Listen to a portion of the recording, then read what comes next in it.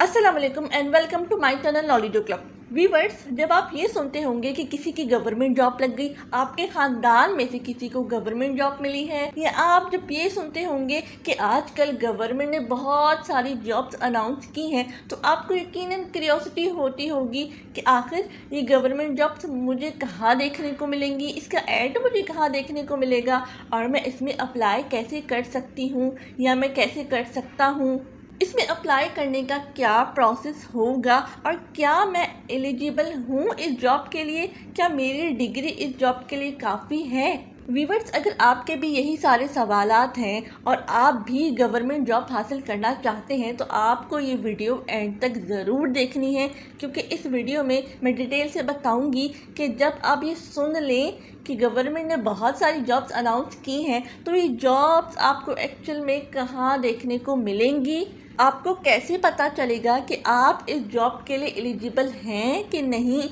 आपकी डिग्री इस जॉब के लिए मानी जाएगी कि नहीं, और अगर आपकी डिग्री मानी जा रही है तो आपको अप्लाई कैसे करना है। तो चलिए आगाज़ करते हैं इस वीडियो का और देखते हैं कि आप गवर्नमेंट जॉब के लिए अप्लाई कैसे कर सकते हैं।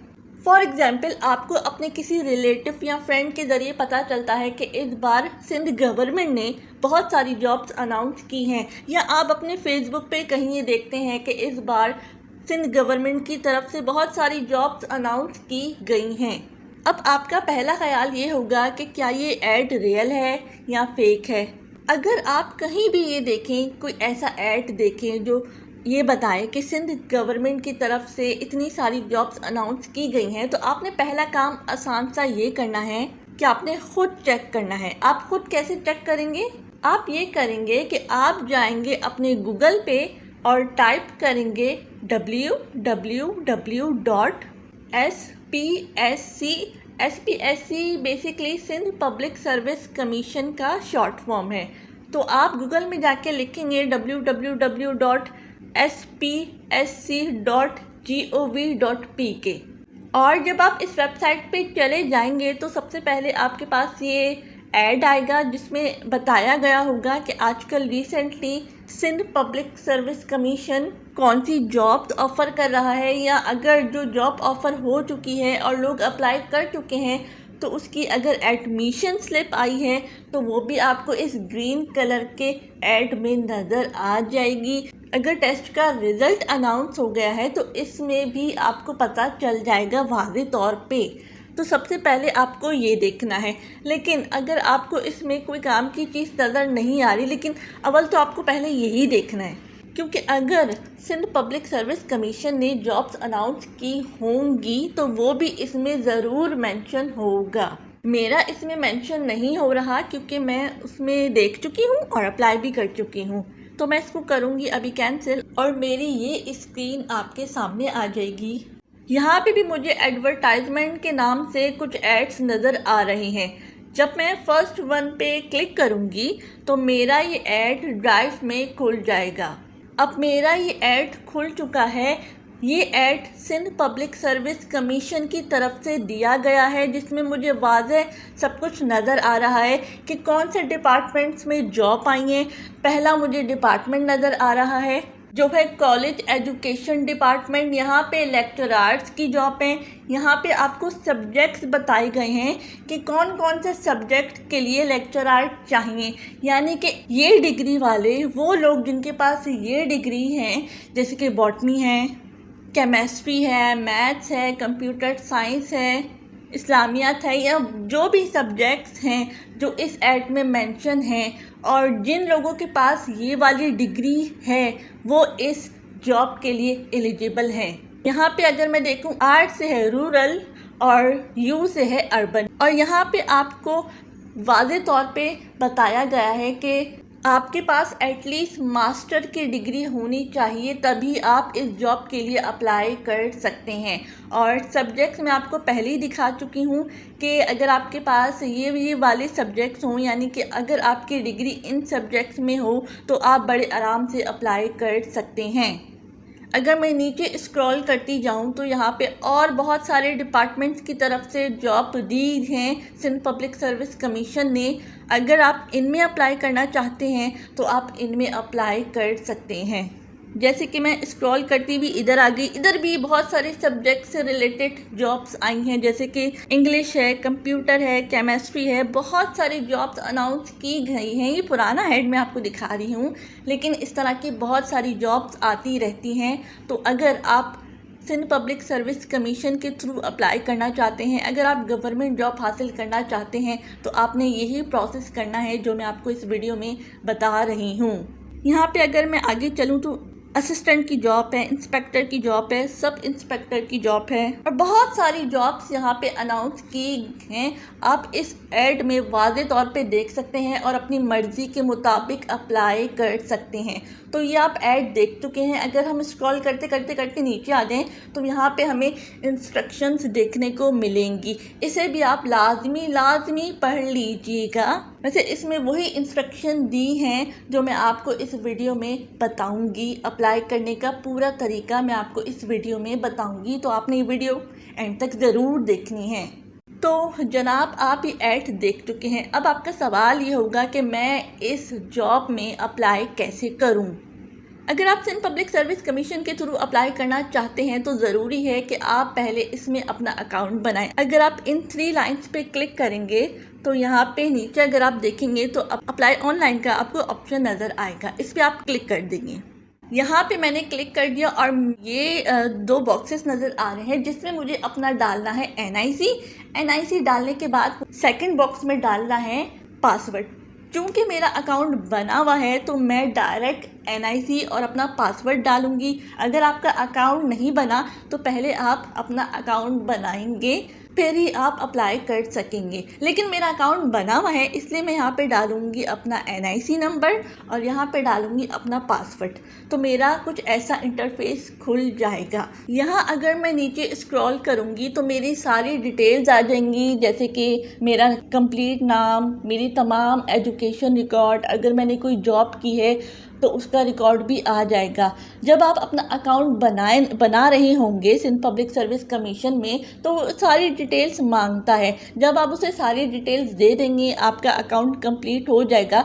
तो इसी तरीके से जब आप अपना अकाउंट बना लेंगे और जब उसे ओपन करेंगे अप्लाई ऑनलाइन में जाके आप अपना NIC डालेंगे, पासवर्ड डालेंगे, तो आपको भी इसी तरह अपना एक फॉर्म टाइप नज़र आएगा जिसमें आपकी सारी डिटेल्स मेंशन होंगी। तो अगर आपका अकाउंट नहीं बना हुआ या आपको अकाउंट बनाने में मुश्किल हो रही है तो आप ये भी मुझे कमेंट बॉक्स में कह सकते हैं, एक वीडियो में उस पर भी बना लूँगी। लेकिन बहरहाल अकाउंट बना हुआ है।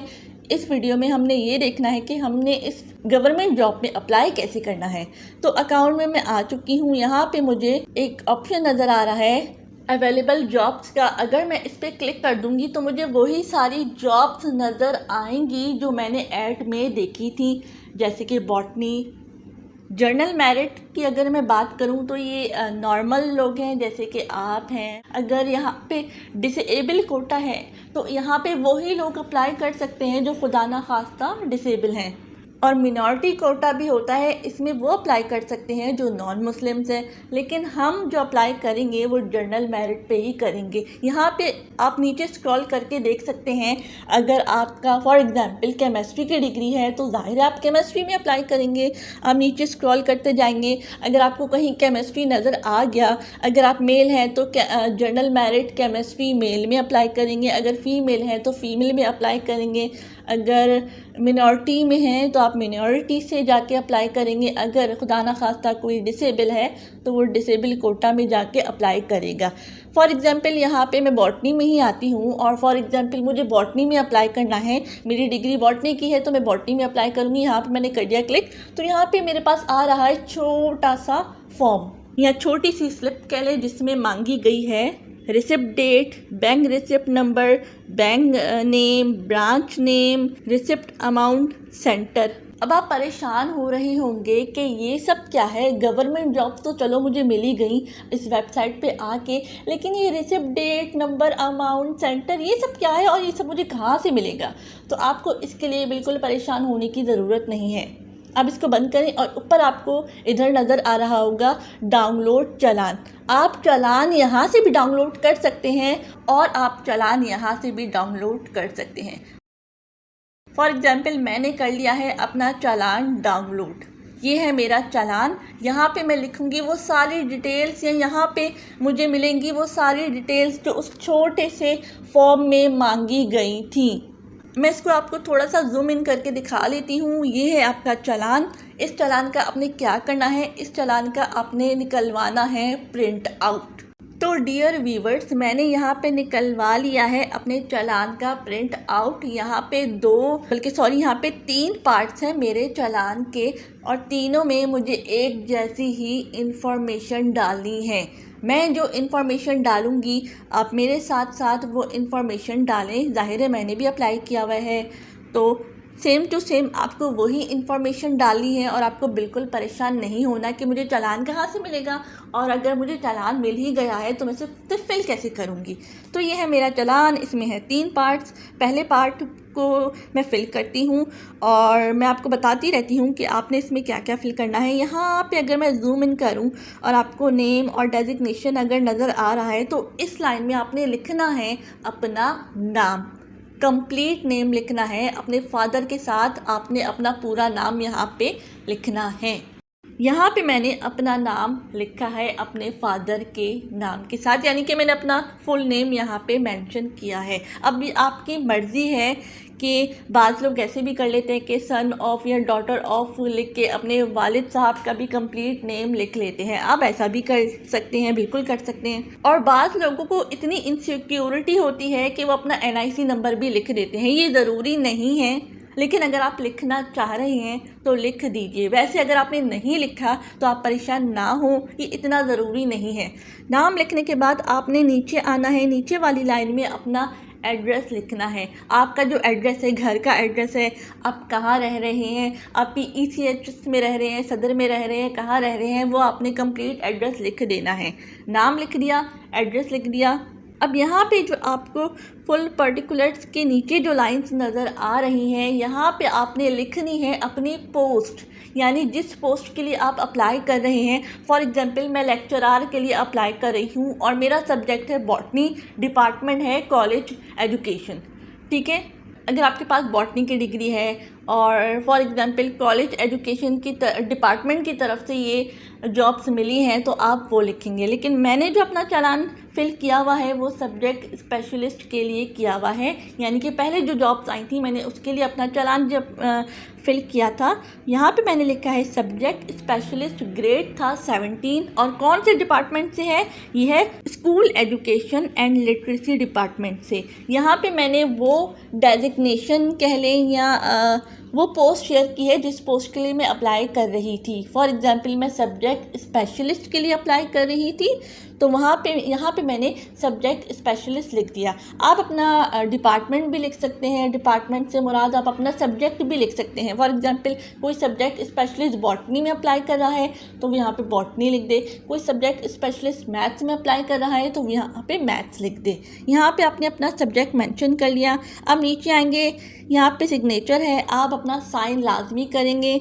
फिर साइड में आएंगे, टोटल है तो आप टोटल अमाउंट इसकी होती है 500, आप यहाँ पे 500 लिख देंगे। फिर यहाँ पे रुपीज़ इन वर्ड्स में आप क्या लिखेंगे, 500 को इन वर्ड्स में लिखेंगे, यानी कि 500 रुपीज़ ओनली। फिर आप थोड़ा सा साइड में आएंगे तो यहाँ पे अमाउंट रुपीज़ लिखा आ रहा है, यहाँ पे आपने 500 लिखना है। फिर अगर आप थोड़ा सा और साइड में आएंगे तो यहाँ पे आपको डेट का ऑप्शन नज़र आ रहा होगा, वो उस दिन की डेट डालेंगे जिस दिन आप अपना चालान जमा करवा रहे हैं, उसी दिन की आप डेट डालेंगे। इसी तरीके से आपने अपने तीनों पार्ट्स फिल करने हैं चालान के। आपने अपने तीनों पार्ट्स फिल करने हैं चालान के सेम। मैं दोबारा रिपीट कर देती हूँ। पहले लाइन में आपने लिखना है अपना नाम, चाहे तो अपने फादर का नाम भी लिख दें पूरा। फॉर एग्जांपल जैसे कि मेरा नाम है इकरा इकबाल, तो मैं इससे आगे लिख सकती हूँ डॉटर ऑफ मोहम्मद इकबाल। मैंने अप्लाई किया था सब्जेक्ट स्पेशलिस्ट में, यहाँ पे मैंने अपना सब्जेक्ट स्पेशलिस्ट लिख दिया। चाहे तो आप अपना सब्जेक्ट का नाम भी लिख सकते हैं। फॉर एग्जांपल आपने लिख दिया Pakistan studies, botany, chemistry, maths, आप ये भी लिख सकते हैं। फिर जिस डिपार्टमेंट की तरफ से वो जॉब्स आई हैं, फॉर एग्जांपल मैंने लिखा है school education and literacy department की तरफ से जॉब्स आई हैं, तो मैंने उनका डिपार्टमेंट मेंशन कर दिया। नीचे आई साइन का ऑप्शन है, साइन किया। टोटल है 500, आपने 500 लिख दिया। रुपीज़ इन वर्ड, आपने वर्ड्स में 500 लिख के दे दिया उन्हें। और यहाँ पे 500 और यहाँ पे आप अगर राइट साइड पे आएँ तो डेट का ऑप्शन है, आप डेट लिखिए, उसी दिन की लिखिए जिस दिन आपने चालान जमा करवाना है। इसी तरीके से आपने चालान के तीनों पार्ट फिल कर देने हैं। तो डियर व्यूवर्स, मैंने तो फिल कर लिया है अपना चालान, तीनों पार्ट्स मैंने सेम फिल किए हैं। अब मैं क्या करूँगी, अब मैं करूँगी ये कि अब मैं जाऊँगी बैंक दो हैं, एक तो स्टेट बैंक है, आप वहाँ पे भी जमा करवा सकते हैं, और एक है नेशनल बैंक। नेशनल बैंक की जो भी ब्रांच आपके घर के करीब होगी, आप वहाँ पे जाएंगे, अपना चालान लेकर, अपना पूरा फॉर्म लेकर जाना है आपने। ये पूरा फॉर्म लेकर जाएंगे आप बैंक में। उस बैंक में जिस भी काउंटर पे चालान जमा हो रहा होगा, आप उस काउंटर पे जाएंगे। वो काउंटर पे जो भी होगा वो आपसे आपका चालान फॉर्म लेगा, आपसे आपका 500 रुपीज़ एज अ फीस लेगा। आपका जो चालान है इसके 3 पार्ट्स हैं। एक पार्ट वो आपको वापस कर देगा और उस पार्ट पे आपका चालान नंबर मेंशन होगा। यहाँ पे मैं आपको अपना चालान दिखा देती हूँ। ये वो पार्ट है मेरे चालान का जो बैंक वालों ने मुझे वापस किया है। चालान फिल जो मैं करवा चुकी थी उसका एक पार्ट मुझे वापस किया है चालान नंबर लिखकर। अब मुझे ये चालान मिल गया है। अब मैं क्या करूं, अब मैं करूंगी ये कि मैं दोबारा आऊंगी सिंध पब्लिक सर्विस कमीशन की वेबसाइट पे और वहीं जाऊंगी। कहाँ जाऊंगी, अप्लाई ऑनलाइन में जाऊंगी।